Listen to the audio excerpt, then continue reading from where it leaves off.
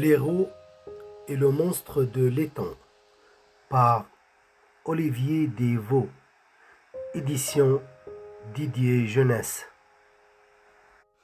Aujourd'hui, Blaireau rentre tard de sa pêche à l'étang des Quatre Vents. Il est tout chamboulé par ce qui vient de lui arriver. Il a tenu au bout de sa ligne pendant quelques instants un poisson énorme, gigantesque, un monstre. Le soir, en se couchant, Blaireau songe encore et encore à cet incroyable poisson qui lui a échappé. Il le repense au bouchon qui coule et au fil qui casse. Il est tellement contrarié qu'il se couche tout habillé. Au matin, la lumière du jour qui se glisse entre les rideaux réveille Blaireau. Il a rêvé toute la nuit. Il avale son thé et ses tartines ramollies préparées la veille. Le temps est idéal pour une nouvelle partie de pêche. Vent nul, température stable, hygrométrie parfaite. Il sort avec sa plus grosse canne en bambou et une ligne incassable, bien décidé à attraper le monstre de l'étang. En passant devant l'étang du petit bois, il aperçoit Renard qui pêche. « Tu viens pêcher avec moi ?» demande Renard. « Les poissons rouges ne m'intéressent pas, » répond Blaireau. « Dommage. Et où vas-tu avec cette énorme canne à pêche ? Il n'y a pas de baleine par ici. » Blaireau ne veut rien raconter de son secret. Il lève le nez et poursuit son chemin. Alors qu'il longe la rivière, Blaireau aperçoit Loup installé dans son parapluie, pêchant au rythme du courant. « Tu viens pêcher avec moi ?» demande Loup. « La truite ne m'intéresse pas, » répond Blaireau. « Dommage. Pourquoi as-tu une si grosse canne à pêche ? Et toi, pourquoi as-tu de si grandes oreilles ? Dit Blaireau.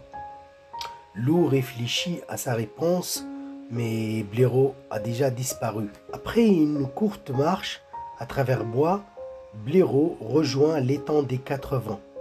Sa barque l'attend, blottie dans les roseaux. Pas une ride sur l'eau, pas un souffle de vent. Le silence absolu. Tout doucement, sur la pointe des pattes, il embarque. Il se laisse glisser à petits coups de rame jusqu'au centre du lac, là où personne n'a pied. Il monte sa ligne et accroche sur l'hameçon un verre grassouillé. Le petit plouf du bouchon dans l'eau donne le coup d'envoi. Blaireau est à l'affût du moindre mouvement. Tout à coup, de légers ronds dans l'eau se forment autour du bouchon.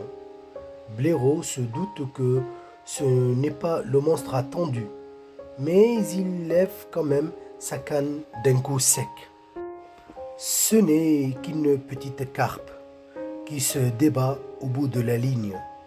Blaireau enlève l'hameçon et s'apprête à glisser la carpe dans sa bourriche lorsque celle-ci se met à parler. « Je vous prierai, cher monsieur, de bien vouloir me remettre à l'eau. » Blaireau est surpris. Il croyait que les carpes étaient muettes. « Comment ? Ne comptez pas, insolente. Ce n'est pas parce que Blaireau attend un gros poisson qu'il va se priver d'une petite friture. » Le poisson insiste. « Relâchez-moi et je réaliserai le plus incroyable de vos souhaits. » Blaireau réfléchit. Cette carpe bavarde est bien singulière et son marché semble sincère. « Eh bien, je voudrais pêcher le plus gros poisson de cet étang. »« C'est entendu, » dit la carpe. Heureux de cet accord, Blaireau remet à l'eau la petite carpe, qui disparaît dans les profondeurs de l'étang. Les minutes passent, Blaireau tremble d'excitation et d'appréhension. Soudain, comme la foudre qui frappe, Le bouchon coule et disparaît dans les eaux troubles. Le cœur de Blaireau bat comme un tambour. Il relève sa canne, mais elle se cabre. La ligne se tend. Il résiste, mais la puissance du monstre semble incontrôlable. Blaireau s'accroche, surtout ne pas lâcher. Splash! Tout est trouble. L'eau glacée saisit Blaireau. Le malheureux pêcheur sort la tête de l'étang. Renard et loup arrivent pour aider leur ami. Dommage, dit Blaireau. Je crois bien que la pêche est finie pour aujourd'hui. À trop vouloir, on finit par ne plus rien avoir.